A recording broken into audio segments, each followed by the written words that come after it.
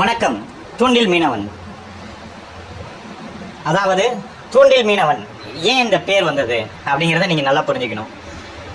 மீன் பிடிக்கிற விதத்தில், அதாவது மீன்பிடி வகையில் நிறைய வகைகள் உண்டு. உங்களுக்கெல்லாம் என்ன தெரியும் அப்படின்னாக்கா, போட்டில் போனால் மீன் பிடிச்சிட்டு வருவாங்க, அவ்வளோதான் தெரியும். அப்படி கிடையாது. கட்டுமரத்தை பயன்படுத்தி சிறிய வலைகளில் பிடிக்கிறது இருக்குது. கட்டுவலை மீனுன்னு ஒன்று இருக்குது, சரிங்களா. இடவலை மீனுன்னு சொல்லுவாங்க, சரிங்களா. அதே மாதிரி பார்த்தீங்கன்னாக்கா போட்டில் போய் பிடிச்சிட்டு வர்றது இருக்குது, பெரிய பெரிய லான்ச்சில் போயிட்டு பிடிச்சிட்டு வர்றது இருக்குது. இந்த மாதிரி பல வகைகள் இருக்குது, சரிங்களா. இப்போ ஃபார் எக்ஸாம்பிள் பார்த்தீங்கன்னாக்கா, போட்டில் போகிறாங்க அப்படின்னாக்கா அவங்க வர்றதுக்கு கிட்டத்தட்ட ஒரு போனாங்கன்னா ஒரு 6 நாள் 7 நாள் 5 நாள் 4 நாள் இப்படி அவங்களுக்கு எப்படி கேட்சிங் இருக்கோ அதுக்கு தகுந்த மாதிரி அவங்க வருவாங்க. ஸோ அது வரைக்கும் பிடிக்கப்படுற மீன்கள் போட்லேயே ஐஸ் வச்சுருவாங்க. ஐஸ் வச்சு கரைக்கு கொண்டு வருவாங்க. அதுவும் நல்லா இருக்கும் ஓரளவுக்கு. ஏன்னா பிடிச்ச உடனே ஐஸ் வச்சிடறாங்கல்ல, ஐஸ்லாம் கொண்டு போகிறாங்கல்ல இங்கேருந்து, அந்த மாதிரி. அதே கட்டுவலை மீனுங்கிறது இதே மாதிரி கட்டுமரத்தில் போய் பிடிக்கிறது தான்.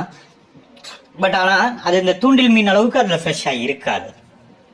ஏன் சொல்கிறோம் அப்படின்னா, கட்டுவலை மீனுங்கிறது போய் வலையை ஒரு குறிப்பிட்ட ஏரியாவில் அவங்களுக்கு தெரியும் இந்த ஏரியாவில் மீன் கிடைக்கும் அப்படிங்கிறது. அங்கே போய் வலையை சுற்றி கட்டிட்டு வந்துடுவாங்க. வந்துட்டாங்கனாக்கா ஒரு 5 மணி நேரம் 6 மணி நேரம் 7 மணி நேரம் கழித்து போய் அந்த வலையை எடுத்து பார்த்தாங்கன்னா அதில் மாட்டி இருக்கிற மீனெல்லாம் எடுத்து போட்டில் போட்டுக்கிட்டு வருவாங்க. அதில் கட்டின உடனே ஃபஸ்ட்டு மாட்டின மீனும் கிடக்கும், அதுலேயே கிடக்கும், சரிங்களா. கடைசியாக மாட்டுற மீனும் இருக்கும் இல்லையா. அப்போ ஃபஸ்ட்டு மாட்டுற மீன் என்ன இருக்கும், அதுலேயே கொஞ்சம் ரொம்ப நேரம் இருக்கிறதுனால கொஞ்சம் ஒரு மாதிரி ஆகும். கடைசியாக மாட்டுற மீன் கொஞ்சம் நல்லாயிருக்கும். இந்த வகைகள். அதே மாதிரி பார்த்தீங்கன்னா தூண்டில் மீன். தூண்டில் மீனுங்கிறது கட்டுமரத்தில் போயிட்டு தூண்டில் மூலமாக பிடிக்கப்படுறது. உடனே பிடிச்சி உடனே இது பண்ணிட்டு ஒரு 2 மணி நேரம் 3 மணி நேரத்தில் கரைக்கு வந்துடுவாங்க அவங்க, சரிங்களா. அப்போது அவங்களும் கொஞ்சம் ஐஸ் கொண்டு போவாங்க. பிடிச்ச உடனே லைட்டாக ஐஸ் வச்சுருவாங்க. ஏன்னா ஃபஸ்ட்டு பிடிக்க அந்த பாக்ஸில் போட்டே வருவாங்க. ஆனால் சிறிய போட்டுங்கிறதுனால பெரிய அளவில் ஐஸ்லாம் பண்ண மாட்டாங்க. ஓரளவுக்கு நார்மலாக அந்த சில்னஸ் குறையாமல் இருக்கிறதுக்காக பண்ணிவிட்டு வந்துடுவாங்க கரைக்கு. ஸோ இப்போ உங்களுக்கு புரிஞ்சிருக்கும், ஐஸ் வைக்காமல் எந்த மீனுமே கரைக்கு வராது, ஃப்ரெஷ்ஷாக வராது. ஆனால் இதில் என்ன வித்தியாசம் அப்படின்னா, ஒரு மனிதன் இறந்துட்டான் அப்படின்னா அது ரொம்ப நாள் கடந்து ஒரு நாள் கடந்து 2 நாள் கடந்து டீகம்போஸ் ஆகி அதுக்கப்புறம் ஐஸ் பெட்டியில் வைக்கிறதுக்கும் இறந்த உடனேயே ஒரு ஐஸ் பெட்டியில் வைக்கிறதுக்கும் உள்ள வித்தியாசங்கள் தான் அந்த மாதிரி. நான் என்னடா இவருடைய இறப்பை வித்தியாசம் எதை சொல்கிறேன்ட்டு எல்லாருக்கும் புரியணுங்கிறதுக்காக சொன்னேன். ஸோ இப்போ தெரிஞ்சுக்கோங்க, தூண்டில் மீனவன்றது தூண்டில் வலைகளை பயன்படுத்தி உடனே பிடிச்சி உடனே கரைக்கி கொண்டு வர்றது தான் இந்த விளக்கம் உங்களுக்கு சொல்கிறோம். சரி, ஓகே. இப்போது நல்ல மீன் கெட்ட மீன் எப்படி பார்த்து வாங்குறது? நாம் என்ன பண்ணுறோம், போய் அதை செதில் பார்ப்போம். செதில் பார்த்து செதில் சிகப்பாக இருந்தால் நல்ல மீனுன்னு நினச்சிடுறோம். அதுலேயும் ஒரு சிலர் ஏமாற்றுறவங்க இருக்காங்க. மீனை அழுத்தி பார்ப்போம், கம்பி மாதிரி கிரிப்பாக இருந்தால் நல்லது. அதுலேயும் ஒரு சில ஏமாற்று வேலைகள் பண்ணுறாங்க.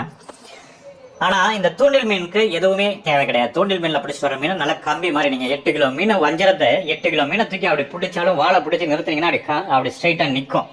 அப்படி இருக்கும் மீன், சரிங்களா.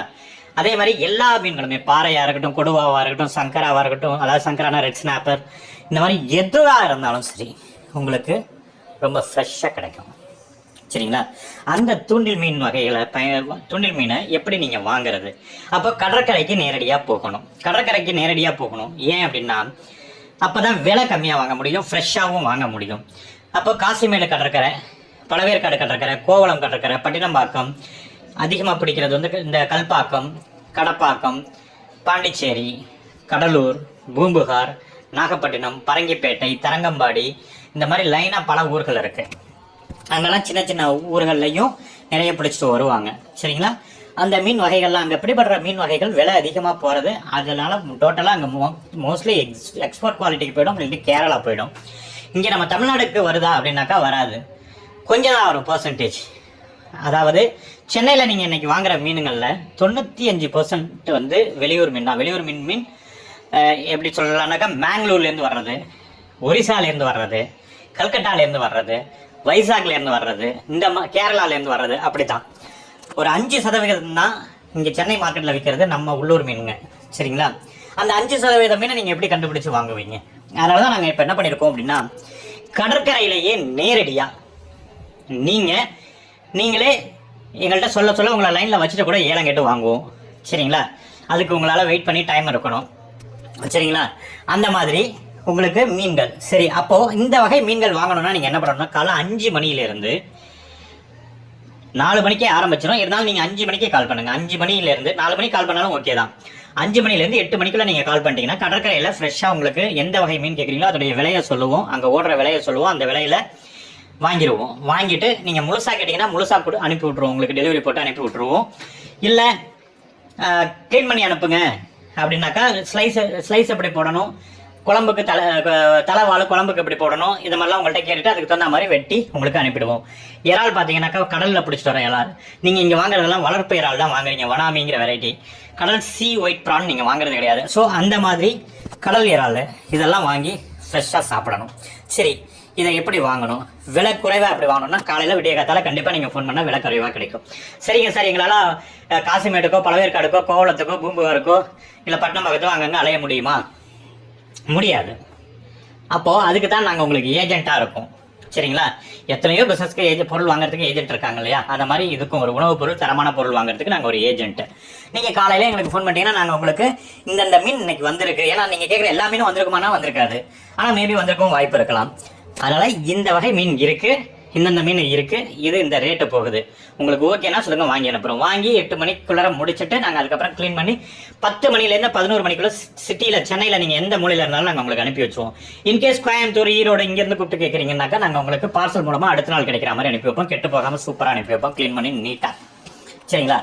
சரி, ஏன் சார் நான் மார்க்கெட்டில் போய் வாங்குறதுக்கு உங்கள்கிட்ட எதுக்கு சார் நான் வாங்கணும் அப்படின்னா, ஃபார் எக்ஸாம்பிள் சொல்கிறேன், இன்னைக்கு மார்க்கெட் ரேட்டு வஞ்சிரம் ஸ்லைஸ் வாங்கினீங்கன்னா உங்களுக்கு கிட்டத்தட்ட பார்த்தீங்க, நல்லா யோசிச்சுக்கோங்க, 1900 ரூபாய் 1800 ரூபாய் வஞ்சிரம் ஸ்லைஸ். அதே வந்து நீங்கள் கடற்கரையில் முழு மீனை வாங்கினீங்க அப்படின்னாக்கா 1 கிலோ, அதாவது ஒரு 3 கிலோ மீன் எடுத்துக்கிட்டிங்கன்னா 3 கிலோ ஸ்லைஸ் 1900 வாங்கினீங்கன்னா என்னாச்சு? ஆல்மோஸ்ட் 6000 வந்துருச்சு.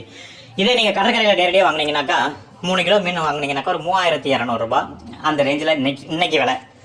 சரிங்களா? அப்போது அதை கட் பண்ணிங்கனாக்கா கிட்டத்தட்ட ஒரு 35 to 40 ஸ்லைஸ் கிடைக்கும். அப்புறம் தலைவாழ் குழம்புக்கு கிடைக்கும். இந்த மாதிரி தான். அப்போ எவ்வளோ மிச்சம்னு பாருங்கள். அதே மாதிரி பார்த்தீங்க அப்படின்னா பாறை மீன், காளா, மத்தி, சங்கரா, நெத்திலி, இந்த கவலை மீன், வாழை மீன், பாறை, இந்த மாதிரி எதுவாக இருந்தாலும் சரி, ரெட் ஸ்னாப்பர், ஒயிட் ஸ்னாப்பர், அந்த விலை மீன், எம்பரர் சொல்லுவாங்க விலை மீன், இந்த மாதிரி எந்த மீன் வேணுனாலும் உங்களுக்கு வாங்கி அனுப்புவோம். நீங்கள் பண்ண வேண்டியது என்னன்னா காலையில் 5 மணிலேருந்து 8 மணிக்குள்ளே எங்களுக்கு ஃபோன் பண்ணுங்க, என்ன விலையோ அதை கேட்டுட்டு இது பண்ணுவோம். இதனால் உங்களுக்கு என்ன லாபம்? நீங்கள் எங்களுக்கு வாங்கி தரணும் அப்படின்னா எங்களுக்கு நாங்கள் 10% கமிஷன் எடுத்துப்போம். சப்போஸ் ஒரு 200 ரூபாய்க்கு தான் வாங்குறீங்கன்னா எங்களுக்கு 50 ரூபா சர்வீஸ் சார்ஜ் வாங்கிப்போம். சரிங்களா? அதுக்கு மேலே வாங்குறீங்கன்னா 10% நாங்கள் கமிஷனாக வாங்கிப்போம் உங்ககிட்ட இருந்து. சரிங்களா? ஃப்ரெஷ்ஷாக வாங்கி இப்போ நீங்கள் யோசிச்சு பாருங்களேன். இப்போ நீங்கள் இது ஓஎம்ஆரில் இருக்கீங்க, இல்லை ஆவடியில் இருக்கீங்க, பல்லாவரத்தில் இருக்கீங்க, நீங்கள் அங்கேருந்து காசிமேடு வரணுன்னாலோ இல்லை பழவேற்காடு வரணுன்னாலோ இல்லை பட்டினப்பாக்கம் வரணுன்னாலோ உங்களுடைய பெட்ரோல் செலவு என்ன, நேரம் எத்தனை மணிக்கு காலையில் எந்திரிச்சு வரணும், அங்கே வந்து நீங்கள் அங்கே ஒரு ஏஜென்ட்டை பிடிச்சி தான் நீங்கள் வாங்கி ஆகணும். உங்களுக்கு நேரடியாக கேட்டு வாங்க தெரியாது, நல்ல மீன் பார்த்து வாங்க தெரியாது. இப்போ இத்தனையும் தாண்டி உங்களுக்கு நீங்கள் வீட்டில் இருந்துகிட்டே ஜஸ்ட் ஒரு ஃபோன் பண்ணிங்கனாக்கா நாங்கள் வாங்கிட்டு இந்த இதை வாங்கிட்டோம், எப்படி வெட்டணும்னு கேட்டு க்ளீன் பண்ணி நீட்டாக பேக் பண்ணி அனுப்புகிறோம்ல. அப்போ எங்களுக்கு ஒரு சர்வீஸ் சார்ஜ் வேணும்ல. அப்போ டெலிவரி சார்ஜ் அதிகமாகிடுமே நீங்கள் யோசிக்கலாம். இந்த முறையில் எல்லா இடத்துலேருந்துமே நிறைய பேர் ஆர்டர் பண்ணுறதுனால இப்போ ஆவடிக்குன்னு போகுது, ஓஎம்ஆருக்குன்னு போகுதுன்னா ஒரு 5 பேர் 10 பேர் ஆர்டர் பண்ணியிருப்பாங்க. அப்போ அந்த டெலிவரி சார்ஜை 10 பேர் ஈக்குவலாக பிரிக்கும் போது ரொம்ப கம்மியாக தான் வரும். அதனால் தைரியமாக நீங்கள் ஆர்டர் பண்ணுங்கள், பெருசாக ஒன்றும் டெலிவரி சார்ஜ் வராது. ஒரு சில இடத்துல நாங்களே ஏஜென்ட் வச்சு கொடுத்துக்கிட்டு இருக்கோம். அதனால் தைரியமாக கால் பண்ணுங்கள்.